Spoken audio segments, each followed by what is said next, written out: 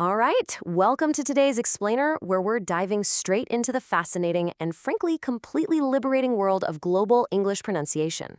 Today, we're exploring a linguistic concept that literally flips traditional language learning right on its head, the Lingua Franca Core. Let's kick things off by confronting a question that haunts millions of language learners worldwide. Must you sound like a native speaker to be considered good at English? For decades, the absolute gold standard in classrooms has been either received pronunciation, think BBC British, or general American. But what if spending hours upon hours agonizing over an elusive native accent is actually just a huge waste of time? To really get this, we first need to define English as a lingua franca, or ELF. The paradigm-shifting reality of our modern world is that non-native speakers of English vastly outnumber native speakers. Today, English is primarily used as a bridge between people who possess entirely different first languages. Practically speaking, this means a Japanese business person is far more likely to use English to negotiate with a client in Brazil than with someone in London or New York. Here is our agenda. 1. The global English reality. 2. The Lingua Franca Core. 3. Core features to teach. 4. Non-core features to ignore. 5. Debates and criticisms. And 6. The Japanese learner case. Section 1. The global English reality. So, the traditional goal has always been native-like accuracy, but the ELF goal, it's simply intelligibility among non-native speakers.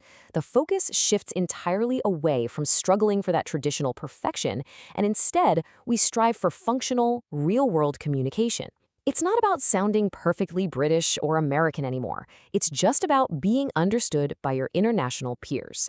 Section 2. The Lingua Franca Core. Enter the Lingua Franca Core, or LFC. Proposed back in the year 2000 by linguist Jennifer Jenkins, the LFC is basically a stripped-down pronunciation syllabus. Jenkins analyzed real-life interactions between non-native speakers and documented exactly where their communication broke down. From this data, she isolated the absolute essential phonetic features required for mutual understanding. Basically, if a pronunciation error didn't cause a misunderstanding between non-native speakers, Jenkins argued it simply shouldn't be a priority in the classroom. Section 3. Core features to teach. Okay, so here is the crucial point. Focusing your energy purely on these core segmentals guarantees a solid baseline of global understanding. You absolutely must pronounce erotic R, meaning you don't drop the R at the end of words like hair or car, the way they do in some British accents. You have to aspirate or add a little puff of air to your P, T, and K sounds so pin doesn't sound like bin.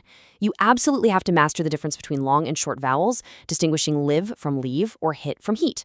And finally, you cannot drop consonants at the beginning of clustered words. For example, promise must retain its P and R sounds. Section 4. Non-core features to ignore. Now for the truly radical part. Things you can just ignore. Jenkins' data claims that the dreaded th sounds, as in think or then, do not actually cause communication breakdowns among non-native speakers if they're substituted with sounds like F, V, T, or D. You can skip learning weak forms, you don't have to perfectly mimic native pitch movement, and shockingly, she claims you don't even need to master word stress. If you put the emphasis on the wrong syllable, the data suggested that non-native speakers will still totally figure out what you mean through context. Wild, right? Section 5. Debates and criticisms. Of course, in academia, revolutionary ideas are always met with rigorous debate, and we see a major academic pushback right here from phonetician Rebecca M. Dower. She directly challenges the idea that word stress is unteachable or unimportant. Dower argues that just a handful of basic rules can actually accurately predict the stress for 85% of polysyllabic English words. Furthermore, she points out a very practical issue. It's incredibly hard to teach core features like vowel length if the student doesn't even know which syllable to stress in the first place. And the critiques definitely don't stop there. Other linguists impartially point out that Jenkins based her core features on a rather small sample size of just 40 tokens of misunderstanding between relatively advanced learners. Furthermore, researcher John Levis notes that the natural self-correction seen in Jenkins's mixed nationality groups rarely ever happens in typical classrooms where everyone shares the exact same first language. And regarding those the sounds we talked about, a study in Singapore found that replacing the with fu, like saying free instead of three, actually did cause severe misunderstandings. Section 6, the Japanese learner case. Let's bring this high-level academic theory down to a practical reality by looking at learners in Japan. Research compiled by Chujo shows the specific consonants that Japanese learners historically struggle with. Sounds like F, V, and distinguishing L versus R are universal stumbling blocks. Because the Japanese language lacks these phonemes, errors with these consonants account for massive drops in intelligibility. Therefore, adopting the Lingua Franca Core in Japan means teachers absolutely must heavily drill these specific, difficult consonants. But here is a really surprising, almost humorous fact. The LFC effectively validates what is often called katakana English. Because the Japanese language relies heavily on vowels, learners often insert extra vowels into English consonant clusters, a process called epenthesis. So a word like drive becomes doraibu. According to Jenkins's LFC, adding these extra sounds doesn't actually significantly block understanding in international contexts, so teachers don't necessarily need to aggressively correct it. However, there is a super important nuance regarding the th sounds.